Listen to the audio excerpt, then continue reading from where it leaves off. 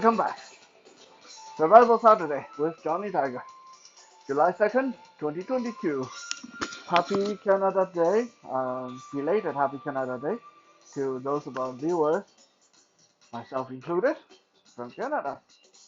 And for the upcoming 4th of July, happy 4th of July to our American friends. If you're from other parts of the world, I'm sorry, I'm not quite sure what holiday you have in July. But hey, my mom's birthday is coming up, so there's that. Well, we're probably going to do something about that on the upcoming Music Monday. And if I can think of some crap to talk about my mom, I'll do that tomorrow, Sausage Sunday as well.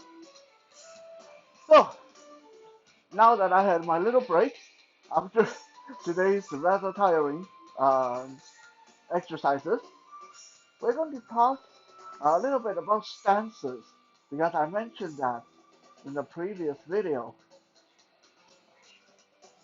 If you watch people fight, UFC, real fights, or karate tournaments and stuff like that, you will notice that there are literally hundreds, maybe thousands of different stances.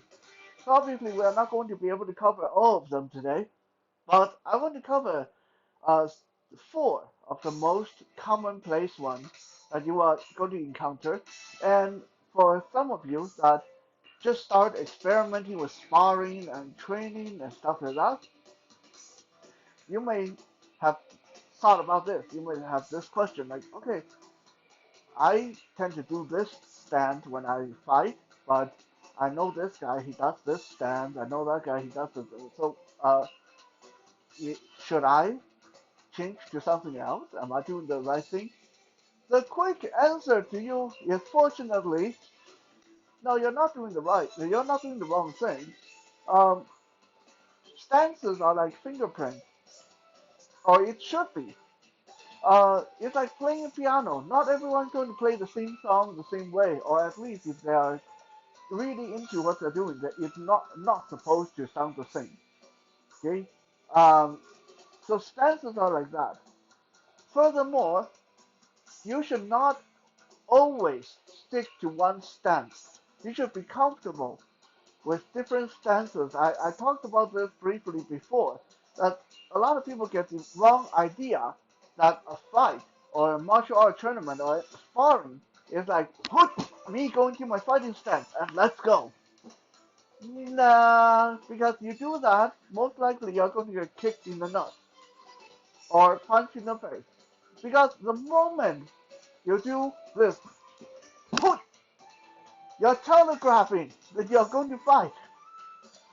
So you give the person that opening to kick you in the stomach, kick you in the balls, punch you in the face, right? Same thing, even if your stance is like the one of the more ideal, Krav Maga, okay, MMA, you're ready, blocking, whatever. But the moment you do this, again, you're telegraphing that you're going to fight the person. The moment you do this, that gives the person the okay to step away and pull out a weapon, right? So stances is not something that you stick to and get into before a fight. Stances is something that gives you that extra boost, extra oomph, extra foundation while you're fighting. So you have to be comfortable transitioning from stances to stances. So there's no one stance solve all solution. In other words, rather than if I'm getting ready to fight someone, if I'm in a fight, if I'm going into a conflict, I'm not going to, okay, now we fight. Okay? That's not how it's going to go. If I'm going to go into a fight, if I'm going to start fighting, it's going to be, yeah? As soon as I step into that stance, I'm punching, I'm kicking, I'm advancing. I'm not sitting in that, I'm not posing for the camera, right? So, keep that in mind. And now let's look at the four most typical, most commonplace stances you'll see. And we'll talk a little bit about the pros and cons of each. Number one, the bladed stance. aka the side stance. This one, you see a lot of boxers do it, and karate fighters do it too. This is when your side faces your opponent, and you have a really wide stance with a really long reach with your jabbing hand. Okay, this stance, why it's popular for boxing? Because there's no kicking in boxing, and there's no takedown in boxing. Okay, we'll talk more about that in the weakness section for this particular stance, the long side stance, the bladed stance. And why do karate people use this? Because this is a very strong stance. Like when I'm this wide and this low, and it's my side facing my opponent, it's harder for them to get into that body shot. Okay? And also, this allows me to use one of karate's strongest attack, which is that side kick. Whenever the person comes in, my leg is already there. Do the side kick. Right? So the strength of the long side stance, the bladed stance, this is a pretty good stance if you're using a sword or a stick too, by the way. Um, the advantage is that obviously you have a very long jab hand. Your reach is quite long from this.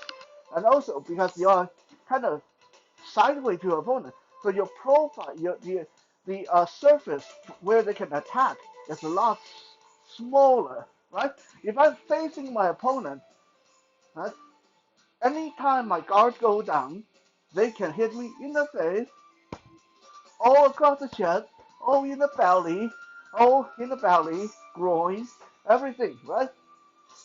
If I'm in this side stand, especially if the rules are there's no takedown and no crazy kind of kicks, then yeah, they can kick my leg, they can kick me on the side. But if you ever try to kick someone on the side of the body, you'll notice it's really hard. You'll most likely glance off and slide across, which I'm just going to grab your leg and take you down, right? So it's really hard to get a good solid kick in when the person's sideways towards you, especially when the kicks are limited to side kicks or push kicks. So limited exposure to your opponent, long front hand reach. This is the stance that have probably the longest reach. So if you're very good at keeping that playing that distance game, right? This is not very good for blind people, but if my goal is I'm going to play that distance game and use my long reach, then this sideways stance gives me a lot of advantage because I can just lean and punch, and just keep them at that distance. And I'm also very mobile at this stance. I can move, move a lot. Right? You can move a lot. Like you really big leaps forward and back, side to side. Right? I can also lean much better out of the way of the attack. So this is quite a mobile stance. Give you a lot of movement. However, people who do the long side stance have to watch out that there's a couple of things that you have to work on. One is how to deliver that good, consistent jab and side kick from this stance. Right? Second is when the person do, and usually they will, when the person does decide to rush you and close that distance, how did you move out of that? Because when they press in, sometimes you'll find it's natural for your stance to get narrow. You'll start coming up. And this is when you're going to get taken down or going to lose your advantage because now they're too close. So when you're used to this long side stance, you got to get good at turning the corner, right? They rush in, you step and turn. They rush in, step and turn.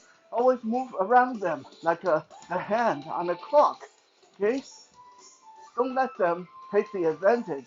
You got to dictate the range in this stance. Very important. Problems with the long stance, because we talked about some of the advantages, and some people will say, wow, that sounds like one of the best stance in the world. That sounds like great. You got long reach, you got narrow exposure, you got mobility. What else can there be? Hey, the problem with the long stance is you always leave one leg really exposed. Okay, so your arm is, you got good reach with your arm, but you also leave your leg in reach of your opponent. So I love fighting people who try to keep me away from them using the side stance. Because the moment I notice that someone's going to do the long side stance and play the distant game, I go to work at the leg, okay? Side kick or roundhouse kick to the back of the leg and hammer fist to the inside of the leg, elbow drop to the leg, down they go, right? My goal would be to mess up that forward leg as quick as I can. So you got to watch out for that. If you are in a if you're in a sparring kind of or fight where it's stipulated that the person can't elbow your leg, they can't do roundhouse kick, they can't do takedown, then yeah, that long side stance is great. But the moment you get into a semi-real or real kind of fight where anything goes, that stance suddenly becomes very dangerous because your forward leg is going to become the casualty of that. Also, the side stance has the problem where, especially for sighted folks, you're going to get blindsided, right? Because most of your vision is in the front, diagonal to your whichever side toward your opponent. But right over your shoulder, unless you really crane your neck, you're not going to be able to see what they're doing. Okay, so if I'm in a long side stand and doing my thing, and suddenly the person steps to behind me, they're right behind me. Now I have a bit of a problem, right? So it's easy for the person to get blindsided in a long side stand. I will admit, for myself, I tend to use the long side stand a lot.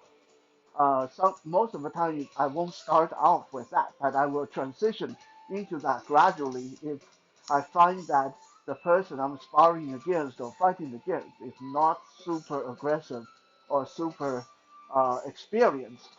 Then I'll play the, because this is a very relaxing stance, really. When I go into the long side stance, this is when I say, okay, this fight is not super hard. I'm going to just take it easy, and I'm just going to just move around in the long side stand and use my long reach from this side stand to keep the person busy. Occasionally side kick, but always a long jab from the side stand. Also, for my own particular fighting style, the long side stand gave me a lot of options for power shots. Now this is one thing that you got to is both a curse and a blessing with a long side stance. Because you're twisted to the side like this, it sets you up for a lot of great power hooks. Now you can go in for really big power punches. You can go in for really big knee strikes by twisting around. You can even go in for my favorite technique. This is why, another reason why I use the long side stance a lot is the spinning back elbow or back hammer fist, right? So the long side stance is the one stance that allows you to essentially keep your opponent at bay while you wind up for that boom, devastating cross. But why is it also a curse? Because everybody knows which side is going to come as a power hand. Okay, so an experienced person, if I'm doing the side stand, left side facing them, they know the real danger lies in my right hand and my right leg. So they can watch for that. I might as well announce to the world, hey, I'm going to hit you really, really hard with my right hand, so you better be ready. So you're kind of telegraphing that. So it is powerful, but at the same time, you got to be very sneaky or very quick to land those big power shots.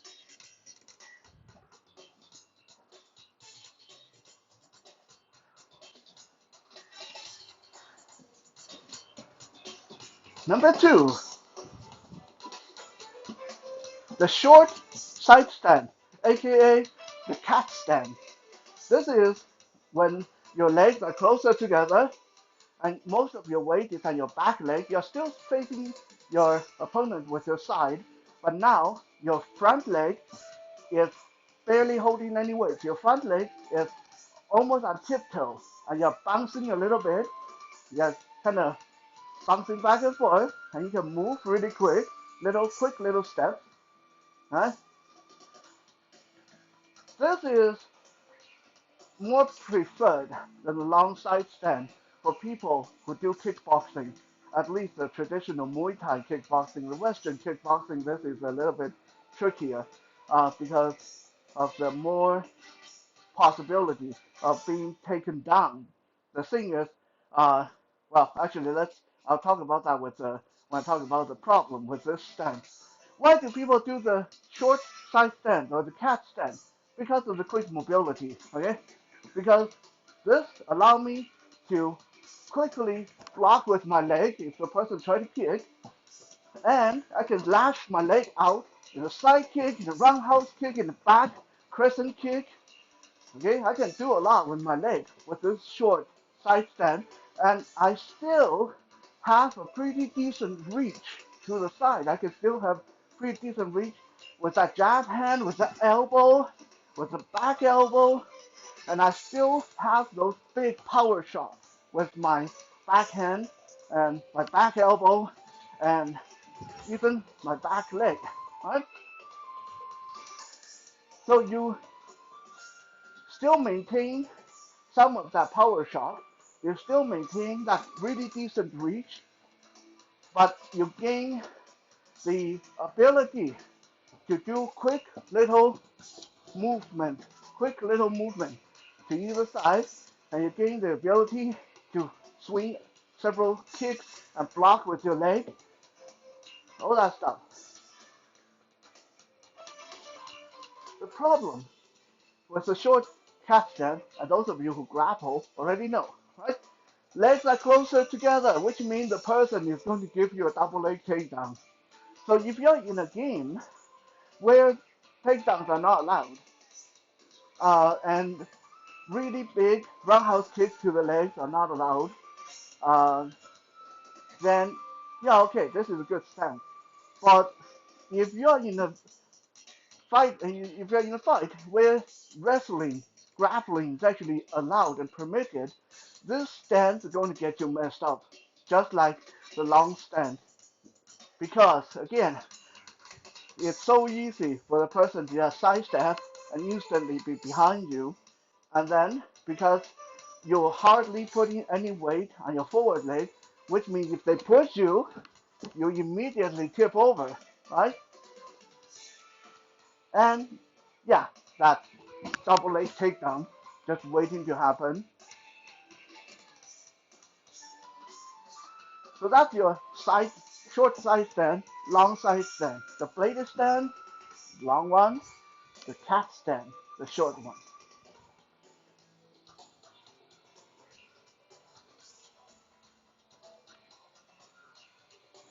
Next, let's talk about the square stand. The square stand is when your feet are more or less equal, like your shoulder width or a little bit wider apart, and your feet are on the horizontally about equal, or maybe one slightly in front of the other, right? And you're facing square onto your opponent. Usually your hands are either low or up, ready to grab, This is a wrestler's stance. There's a lot of guys who wrestle, grapple a lot. They'll sometimes lapse into this stance. Why? This stance is immensely powerful because if I have good strong leg, when I'm in this stance, because my legs are wide, like I'm going to do a squat, so you're not going to be able to push me left or right. I'm very, very balanced. And if I have any kind of forward momentum, then you are not going to be able to push me backward either, right? So this is a very powerful stance for charging in, just grabbing the person, right? Very powerful stance for just moving in, tackling and stuff like that.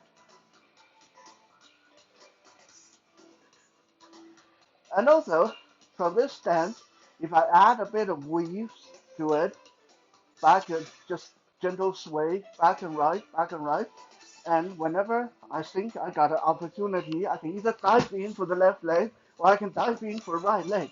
I can shoot in very quick from this square stance, right?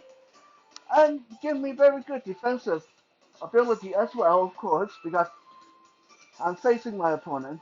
Anything that happens, if I were sighted, of course, if I were sighted, anything happen, I can see it. Right? If I know where to look, if I keep my eye on the center line, the moment they try to kick, I can block it. The moment they try to punch, I can block it, and then I shoot in for that takedown. So it's powerful, it's great for defense, but what are the problems? Every stance has its problem. So does this one. The square stance, the problem is, well, like I mentioned earlier, you're facing your opponent square on, which means everything is going to be within striking range. They can stomp your knee, they can punch you in the belly, and kick you in the groin. Kicking in the groin is a great way to deal with someone who likes to do the square stance, by the way, assuming you're in a fight where that is warranted. Right? If you are just sparring, then yeah, don't do that. But if I'm fighting, like in a real fight, and someone dares to pull this wrestler, grappler stance, then boom, instantly kick in the groin. That's going to happen, right? Also, if someone is to do the square stand, they have to keep moving forward because the moment they stop, it's easy for them to get pushed back, right? Because their feet are spread, but they're uh, across, they're on the same line horizontally. They're horizontally even. So if the person gets suddenly push kicked in the guts, they are going to either sit down or stagger back, right? So this is uh, great for grappling, great for defense if you maintain that forward rush, forward momentum. But there's a lot of bad things that can happen to you in the grappler stance, especially if we're going by street fighting rule, where no rule whatsoever.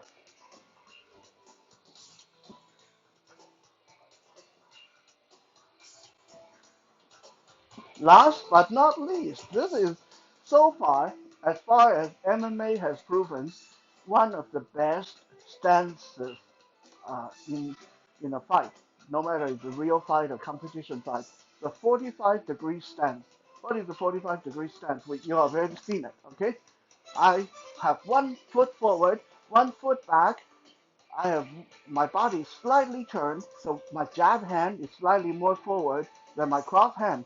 But I'm not turned so far that it turns to a side stand. I still is more square than side.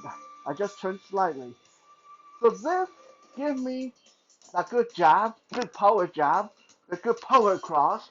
My range is a little bit more limited than side stance it is, but I trade range for great power from both hands, and hook and uppercut from both hands, and elbow, right? From this stance, I can defend and attack pretty equally. Right? I'm not really afraid of that single leg takedown if I keep my stance nice and firm. And it's hard to land the double leg takedown because my legs are one forward, one back, they're far apart. And my back leg can still deliver some devastating kicks, while my front leg can throw out some nice, short, snappy, fast kicks to keep my opponents away. So this is probably the most balanced of all stances. But, of course, like I said, it has problems. One of the problem is this stance, unless you get really good at it, it's kind of hard to maintain balance and move around, especially if the person suddenly move in the direction you're not used to. Okay, because a lot of people are not very good at moving one foot forward, the other foot follow, the other foot follow, one foot back, the other foot follow, like this. Some people are kind of clumsy, especially if they're in a fight and they're scared or nervous. They tend to stand up and start walking normally, right? So it's hard to stay in this stance when you're being pressured sometimes. And also, this stance rely on your back foot to have its heel off the ground. So your back foot is on tiptoe. Most of the weight is distributed between your back, the toe, tippy toe of your back foot, and then the heel of your front foot. But a lot of people, when they get tired, they drop their back heel down to the ground, which means suddenly this stance becomes immensely unbalanced. The moment you get pushed or hit hard, you're going to fall backwards, right? So this is a very balanced stance with good offensive and defensive potential, but it is harder to master for a lot of people. And you got to always keep in mind you have the bend in your knees, and keep in mind move the forward leg and follow with the back leg, back away, moving the back leg, follow with the forward leg, and always be on your tippy toes. Huh? Because the moment you mess up this stance, then suddenly you are in a world of pain. But once you can uh, live and breathe and just be very, very good at this, maintaining this stance, then this is one of the more balanced options. And like I said, we don't always stay in the same stance, right? So let's say I go into the fight with a 45-degree stance, and once I create some distance, I'm going to slide into that long side stance where I throw out a hammer fist from the side stance, throwing a few jabs, keep them at distance, while I look for that opening where my big cross can come in. And then once my big cross come in, I transition again into the grappler stance where I move forward and take down, right? So no stance is inherently better or worse than others as long as you know how to transition and when to use which. Thank you for checking out today's Survival Saturday. Hope you guys have a good rest of the weekend. I'll talk to you guys again tomorrow on Soul Search Sunday.